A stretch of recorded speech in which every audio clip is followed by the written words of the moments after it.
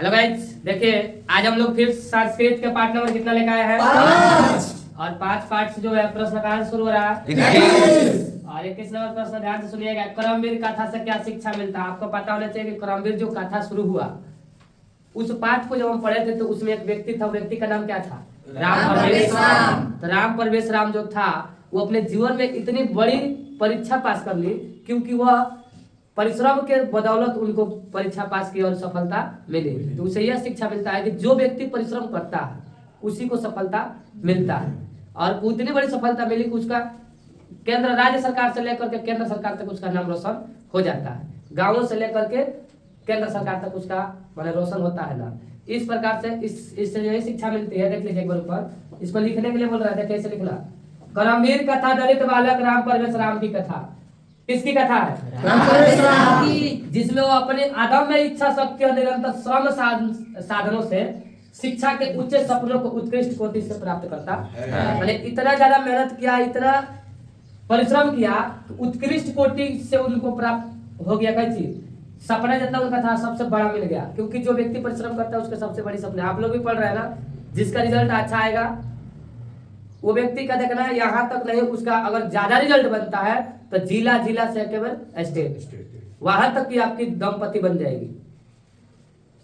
जिससे यह शिक्षा मिलती है कि जो परिश्रम करता है उनकी सफलता बहुत बड़ी मिलती है। जो राम परवेश राम को मिलता है जाना जाता है। हो जाएगा। देखिए अब प्रश्न नंबर कितना है? 22। और 22 नंबर प्रश्न ध्यान से देखिएगा, सुन लीजिएगा, अभी सुनेंगे आप लोगों से। करमवीर गाथा के आधार पर राम परवेश राम के परिवार का वर्णन करें। सभी बच्चे सभी सुनेंगे, हम पहले बताते हैं जितना बैठा है।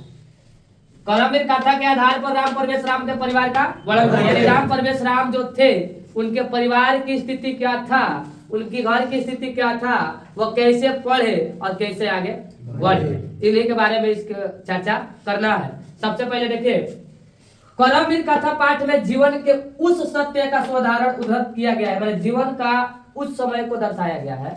हर व्यक्ति के, हर मिडिल क्लास के लड़कों के साथ ऐसा होता है, जिसमें अदम्य इच्छा शक्ति और निरंतर अध्यावसाय से मनुष्य कुछ भी प्राप्त कर सकता है। लोग कहते हैं कि भागने वालों को कुछ मिलता नहीं, जो रुकता है वह टिकता है। यानी कि जो रुक गया उसी को कुछ मिलता है, भाग गया दिखा करके तो उसे कुछ नहीं मिलता।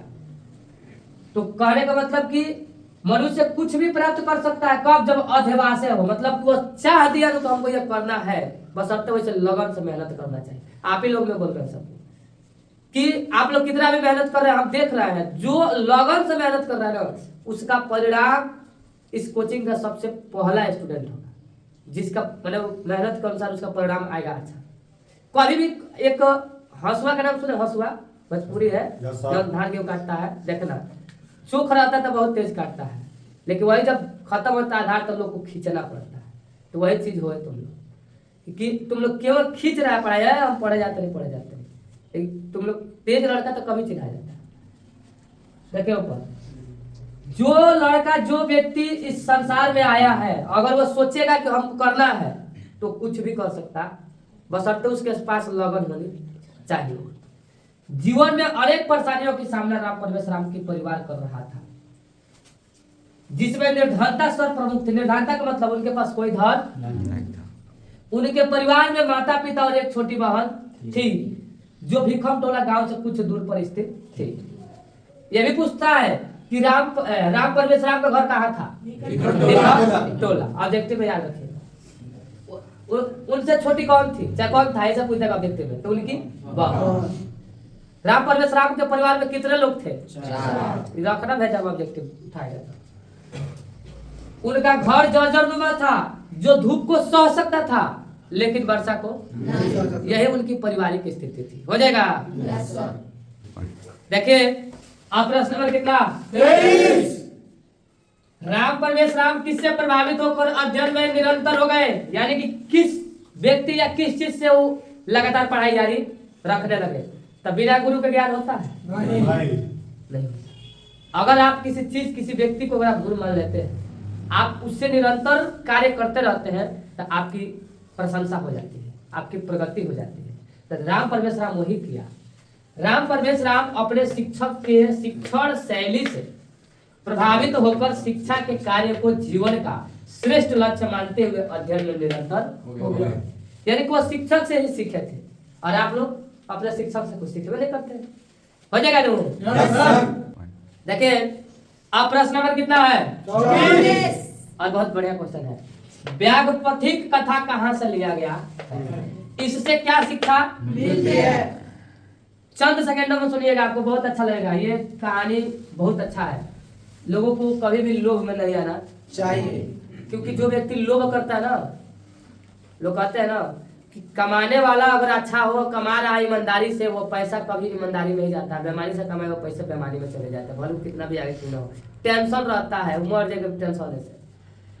जो पैसा ज्यादातर कमा लेता है बेईमानी करके, वो कभी टेंशन में रहेगा, सुखी सुविधा की रोटी नहीं खा पाएगा। देखिए ऊपर नारायण पंडित ने नीति परक ग्रंथ हितोपदेश से लिया गया है। पूछता है ऑब्जेक्टिव, व्यागपतिक कथा कहाँ से लिया गया है? हितोपदेश, जिसके मित्र लाभ नामक खंड व्यागपतिक कथा संकलित है।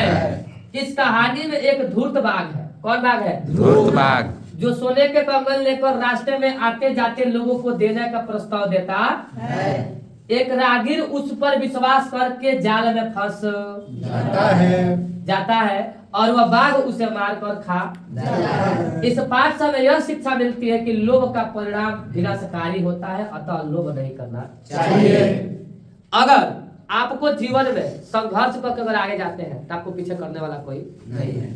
लेकिन अगर आप लोभ करके आगे जाते हैं तो जितना याद रखिएगा कि एगो फोफी देखे, फोफी आपको बता, फोफी देखे है? जब हम गरम तेल में एक इतना बड़ा फोफी को डालेंगे तो वो फरफरा कितना बड़ा हो जाएगा, और वो मजबूत होगा कि ढीला? कमजोर होगा ना, जैसे करिएगा तब टूट जाएगा। तो जो बहुत फरफरा के बढ़ता है ना तो सटा के हुर जाता है। सुन रहा है ना? तो हमें कभी लोभ नहीं करनी, लोभ की धन लोभे में चला जाता है। देखिए अब प्रश्न नंबर कितना है? और आज का अंतिम प्रश्न है, सोने के कंगन को देखकर पाथिक ने क्या सोचा? तो सोने के कंगन को देखकर पाथिक ने सोचा कि ऐसा तो भाग्य से ही संभव होता है, लेकिन सभी जगह धन अर्जन करने में संदेह होता है। तो कभी भी व्यक्ति को लोभ में नहीं आना चाहिए। अगर आप लोभ करते हैं तो आपका विनाश रुकने वाला नहीं है, विनाश होगा ही होगा। तो बस इतना ही इसका आंसर है कि सोने के कंगन को देखकर पाथिक ने सोचा कि ऐसा तो भाग्य से ही संभव होता है, लेकिन सभी जगह धन अर्जन करने में संदेह होता है। हो जाएगा? देखिए आज का पार्ट 5 समाप्त होता है और आप लोग को पार्ट 1 से लेकर 4 तक देखना है, तो उसका लिंक इसका डिस्क्रिप्शन में डाल देंगे, आप जाकर देख लीजिएगा। वीडियो अच्छा लगेगा तो लाइक सब्सक्राइब जरूर कीजिएगा, बेल आइकन दबाना मत भूलिएगा। Thanks for watching.